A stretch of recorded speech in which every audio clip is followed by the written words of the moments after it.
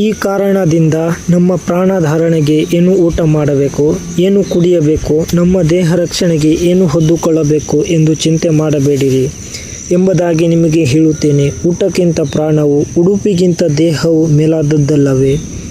ಆಕಾಶದಲ್ಲಿ ಹಾರಾಡುವ ಹಕ್ಕಿಗಳನ್ನು ನೋಡಿರಿ. ಅವು ಬಿತ್ತುವುದಿಲ್ಲ, ಕೊಯ್ಯುವುದಿಲ್ಲ, ಕಣಜಗಳಲ್ಲಿ ತುಂಬಿಟ್ಟುಕೊಳ್ಳುವುದಿಲ್ಲ. ಆದಾಗ್ಯೂ ಪರಲೋಕದಲ್ಲಿರುವ ನಿಮ್ಮ ತಂದೆಯು ಅವುಗಳನ್ನು ಸಾಕಿ ಸಲಹುತ್ತಾನೆ. ಅವುಗಳಿಗಿಂತ ನೀವು ಹೆಚ್ಚಿನವರಲ್ಲವೋ? ಚಿಂತೆ ಮಾಡಿ ಒಂದು ಮೊಳ ಉದ್ದ ಬೆಳೆಯುವುದು ನಿಮ್ಮಲ್ಲಿ ಯಾರಿಂದಾದೀತು? ಇದಲ್ಲದೆ ನೀವು ಉಡುಪಿನ ವಿಷಯದಲ್ಲಿ ಚಿಂತೆ ಮಾಡುವುದಕ್ಕೆ? ಅಡವಿಯ ಹೂವುಗಳು ಬೆಳೆಯುವ ರೀತಿಯನ್ನು ಯೋಚಿಸಿ ತಿಳಿಯಿರಿ. ಅವು ದುಡಿಯುವುದಿಲ್ಲ, ನೂಲುವುದಿಲ್ಲ. ಆದಾಗ್ಯೂ ಈ ಹೂವುಗಳಲ್ಲಿ ಒಂದಕ್ಕಿರುವಷ್ಟು ಅಲಂಕಾರವು ಅರಸನಾದ ಸೊಲೊಮೋನನಿಗೆ ಇರಲಿಲ್ಲವೆಂದು ನಿಮಗೆ ಸತ್ಯ ಹೇಳುತ್ತೇನೆ.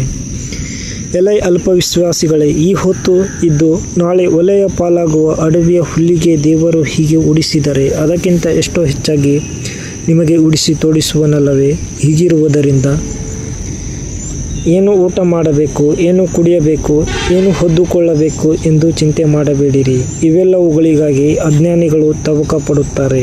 ಇದೆಲ್ಲ ನಿಮಗೆ ಬೇಕಾಗಿದೆ ಎಂದು ಪರಲೋಕದಲ್ಲಿರುವ ನಿಮ್ಮ ತಂದೆಗೆ ತಿಳಿದದೆಯಷ್ಟೇ. ಹೀಗಿರುವುದರಿಂದ ನೀವು ಮೊದಲು ದೇವರ ರಾಜ್ಯಕ್ಕಾಗಿಯೂ ನೀತಿಗಾಗಿಯೂ ತವಕ ಪಡಿರಿ. ಇವುಗಳ ಕೂಡ ಅವೆಲ್ಲವೂ ನಿಮಗೆ ದೊರಕುವವು. ಆದುದರಿಂದ ನಾಳಿನ ವಿಷಯವಾಗಿ ಚಿಂತೆ ಮಾಡಬೇಡಿರಿ. ನಾಳಿನ ದಿನವು ತನ್ನದನ್ನು ತಾನೇ ಚಿಂತಿಸಿಕೊಳ್ಳುವುದು. ಆ ಹೊತ್ತಿನ ಕಾಟ ಆ ಹೊತ್ತಿಗೆ ಸಾಕು.